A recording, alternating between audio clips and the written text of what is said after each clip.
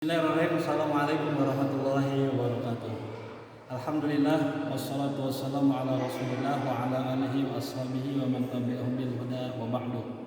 Teman-teman mahasiswa UIN yang insyaallah Allah Subhanahu wa taala muliakan, di siang hari ini kita insyaallah akan mata kuliah perbandingan sistem ekonomi. Mata kuliah ini adalah merupakan mata kuliah yang memang wajib diambil oleh mahasiswa HES khususnya ya, mahasiswa hukum ekonomi syariah. Saya ingatkan bagi mahasiswa HES yang mengambil mata kuliah ini, mudah-mudahan mereka bisa ikut berinteraksi, bisa ikut saling mengisi kekurangan-kekurangan dari pembahasan yang akan kalian dapatkan dalam mata kuliah perbandingan sistem ekonomi. Mata kuliah perbandingan sistem ekonomi juga adalah merupakan salah satu di antara mata kuliah yang memang teman-teman wajib kuasai ya. Apalagi anak HES. Anak HES itu menguasai mata kuliah perbandingan sistem ekonomi, saya pikir tidak bisa main-main ya. Saya harapkan teman-teman mendapatkan nilai yang bagus, mendapatkan nilai yang positif. Apakah nilainya A ataukah A-. Jangan sampai ada yang mendapatkan nilai C ataukah mendapatkan nilai D. Oleh karena itu, saya berharap dari teman-teman adanya kontribusi positif, kita tanya jawab, kita saling melengkapi dalam materi perkuliahan kita di semester ini. Oleh karena itu, jika ada hal-hal yang belum jelas, ada hal yang belum pasti, ada hal-hal yang perlu kita diskusikan bersama-sama. Tapi sebelumnya saya minta teman-teman sebelum melanjutkan kuliah ini untuk subscribe atau membuat like terhadap channel yang saya upload di kesempatan kali ini. Baik. Perbandingan sistem ekonomi adalah merupakan perbandingan dari beberapa ekonomi yang memang kita kenal ya, bahwa ekonomi itu yang kita kenal kan ada ekonomi kapitalis, ada ekonomi sosialis. Tapi sebelumnya kita harus mengetahui terlebih dahulu apa itu ekonomi. Bahasa Arab ekonomi itu dimaknai dengan kalimat al-iqtisad. Al-iqtisad berasal dari kalimat qasada yaqtasid, artinya membutuhkan terhadap sesuatu atau menuju kepada sesuatu. Artinya adalah orang yang berekonomi dia memiliki tujuan di dalam hidupnya. Orang yang berekonomi dia memiliki maksud dalam kehidupannya. Oleh karenanya, ketika dia berpikiran terhadap pemikiran ekonomi secara bahasa di dalam bahasa Arab, maka orang itu memiliki tujuan di dalam hidupnya. Mereka memiliki cita-cita di dalam hidupnya gitu. Maka ketika dia bermuamalah atau berinteraksi dengan orang lain, maka orang berekonomi itu dia tidak hanya sembarangan melakukan aktivitasnya, tapi akan terus memacu kepada pendirian dia, kepada tujuan dia, kepada maksud dia. Itu maksud atau makna ekonomi secara bahasa itu dengan al-iqtisad. Sedangkan ekonomi sendiri sebetulnya bukan berasal dari bahasa Arab. Ekonomi itu berasal dari bahasa Inggris, yaitu economics ya, artinya pertengahan. Ada yang mengatakan bahwa ekonomi itu berasal dari bahasa Yunani, yaitu eikos dan nomos. Eikos itu artinya rumah tangga, nomos itu artinya tertib. Artinya adalah kalau diartikan secara keseluruhan, eikos nomos yang berasal dari bahasa Yunani kemudian diinggriskan menjadi ekonomi ya, itu memiliki makna bahwa peraturan di dalam rumah tangga itu harus jelas. Peraturan di dalam rumah tangga itu harus memiliki keteraturan gitu. Tidak bisa berdiri sendiri. Oleh karenanya eikos dan nomos di dalam bahasa Inggris itu lebih menekankan kepada tata tertib di dalam kehidupan, tata tertib di dalam rumah tangga, mensinkronkan, mempersatukan antara rumah tangga yang ada dengan rumah tangga yang dimilikinya. Oleh karena itu, ketika orang melakukan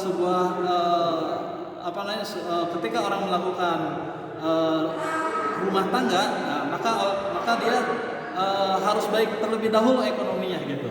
Karena kalau tidak baik ekonominya, maka otomatis rumah tangganya pun tidak akan menjadi baik. sebagian ahli mengatakan bahwa sistem ekonomi itu adalah merupakan sekumpulan komponen atau unsur-unsur yang terdiri dari atas unit-unit dan agen-agen ekonomi. Artinya adalah ketika seseorang melakukan sebuah sistem ekonomi, maka komponen-komponen dan unsur-unsur yang di dalam ekonomi itu harus termaktub di dalamnya ada beberapa unsur, serta lembaga-lembaga ekonomi yang bukan saja saling berhubungan dan berinteraksi, melainkan juga sampai kepada tingkat tertentu yang saling menopang dan mempengaruhi. Ya, kita kenal di dalam sistem ekonomi bahwa sistem ekonomi itu terdiri dari 3 sistem. Ya, sebetulnya ada beberapa sistem ekonomi yang lain, tapi yang akan kita pelajari di mata kuliah ini secara umum bahwa sistem ekonomi di dalam semester ini kita akan mempelajari nanti sistem ekonomi kapitalis, sistem ekonomi sosialis, sistem ekonomi dualisme, sistem ekonomi campuran, dan sistem ekonomi Islam. Sistem ekonomi di antara yang pokok ada 3, yaitu sistem ekonomi sosialis, sistem ekonomi kapitalis, dengan sistem ekonomi kapitalis, sosialis, dan sistem ekonomi Islam. 3 komponen sistem ekonomi ini memiliki kelebihan satu sama lain. Namun ternyata satu sama lain di antara 3 sistem ekonomi pun, yang 3 ini mereka ada satu kesatuan yang memang mereka saling menyatukan gitu, antara sosialis, kapitalis maupun yang sistem ekonomi Islam.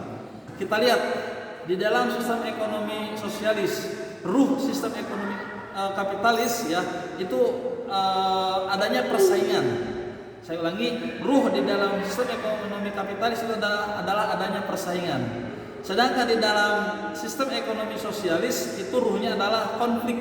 Ya, kita kenal kapitalisme itu sistem ekonominya dia berasal dari kalimat kapital. Kapital itu artinya menguntungkan satu pihak. Yang penting dirinya mendapatkan keuntungan, yang penting dirinya mendapatkan laba yang besar dari modal yang paling kecil. Nah, itu kapitalis. Jadi tanpa modal pun, tanpa mengeluarkan dana awal pun, di dalam sistem ekonomi kapitalis yang penting dirinya untung, tanpa melihat kepada hal-hal yang di dalam ekonomi Islam itu harus adanya halal, harus ada unsur antarodin, harus ada unsur toyib dan lain sebagainya. Maka di dalam sistem ekonomi kapitalis itu ruhnya adalah merupakan persaingan. Adapun di dalam sistem ekonomi sosialis ruhnya adalah konflik, ya, karena sosialis itu adalah merupakan sebetulnya jawaban daripada sistem ekonomi kapitalis. Kalau kita melihat di dalam sejarahnya bahwa sistem ekonomi kapitalis itu lebih dahulu hidup daripada sistem ekonomi sosialis, ya. Oleh karena itu sistem ekonomi sosialis itu memberikan jawaban terhadap yang perkembangan yang terjadi di dalam sistem ekonomi kapitalis. Apa itu? Adanya persaingan, adanya sesuatu yang tidak sehat di dalam pasar. Mereka bersaing satu sama lain untuk mendapatkan keuntungan, maka terjadilah yang disebut dengan adanya budak, terjadilah yang namanya keuntungan sepihak, yang kaya semakin kaya, yang miskin semakin miskin. Artinya tidak ada kesatuan antara pihak pemodal dengan pihak yang membutuhkan modal. Maka adalah sistem ekonomi yang kedua menjawab terhadap kapitalis, yaitu sistem ekonomi sosialis, di mana sistem ekonomi sosialis itu lebih menekankan kepada adanya kerjasama, adanya sosialis, adanya keuntungan antar pemodal dengan antar masyarakat, adanya keberpihakan antara pemerintah dengan masyarakat. Maka persaingan-persaingan yang tadi terjadi di dalam ekonomi kapitalis dijawab oleh sistem ekonomi sosialis. Apa itu? Bahwa persaingan-persaingan itu harus ditiadakan. Persaingan itu harus ada bersama-sama. Maka ekonomi sosialis memberikan sebuah jawaban dari sistem ekonomi kapitalis. Namun ternyata ya di dalam ekonomi sosialis pun adanya konflik, ya, yang hampir sama dengan sistem ekonomi kapitalis. Kenapa? Karena ruh di dalam sistem ekonomi sosialis ternyata adanya konflik di dalamnya. Persaingan-persaingan yang tadi di dalam kapitalis ternyata tidak semua di dalam sistem ekonomi sosialis tidak memberikan jawaban yang positif seperti layaknya di dalam yang dibutuhkan oleh masyarakat. Maka timbullah sistem ekonomi yang ketiga, yaitu sistem ekonomi Islam, ya, yang kita kenal bahwa dalam sistem ekonomi Islam itu ruhnya adalah merupakan al-musyarakah, itu kerjasama antara orang kaya dengan orang miskin, kerjasama antara pemilik modal dengan orang yang membutuhkan modal. Nah, di dalam sistem ekonomi Islam, musyarakah itu atau kerjasama antara orang kaya dengan orang miskin maka disebut dengan adanya zakat, adanya infak, adanya wakaf, atau adanya kebutuhan-kebutuhan lain antara pemilik modal dengan masyarakat, antara orang kaya dengan orang miskin. Begitu juga dengan pemilik modal. Di dalam sistem ekonomi Islam itu adanya kerjasama dalam bentuk musyarakah, dalam bentuk mudharabah, dalam bentuk ta'awun. Maka dikatakan bahwa tolong menolonglah kamu dalam kebaikan dan ketakwaan. Wa ta'awanu 'alal birri wat taqwa. Nah, itu sistem ekonomi Islam. Lebih menekankan kepada sistem kerjasama, lebih menekankan kepada kebersamaan. Yang berbeda dengan yang saya ceritakan tadi, sistem ekonomi kapitalis itu lebih kepada persaingan, sistem ekonomi sosialis lebih menekankan adanya konflik ya, karena kekuasaan pemilik modal itu semuanya dikuasai oleh pemerintah. Masyarakat tidak berhak untuk memiliki memiliki dana, memiliki modal dan sebagainya. Semuanya sudah diatur oleh pemerintah. Jadi ketika ada orang kaya diambil kekayaannya oleh pemerintah, ada orang miskin diberikan subsidi oleh pemerintah, pada dasarnya gitu. Namun kenyataannya ternyata di dalam sistem ekonomi sosialis tidak begitu ya. Maka di dalam sistem ekonomi Islam, hadirnya ekonomi Islam itu memberikan jawaban dari lahirnya ekonomi kapitalis, lahirnya ekonomi sosialis. Kemudian sistem ekonomi Islam memberikan sebuah jawaban terhadap adanya persaingan, adanya konflik, maka diadakan adanya sebuah kerjasama. Demikian pertemuan kita di hari ini, mudah-mudahan ada manfaatnya. Untuk teman-teman yang belum paham, belum jelas, nanti kita diskusikan bersama-sama. Assalamualaikum warahmatullahi wabarakatuh.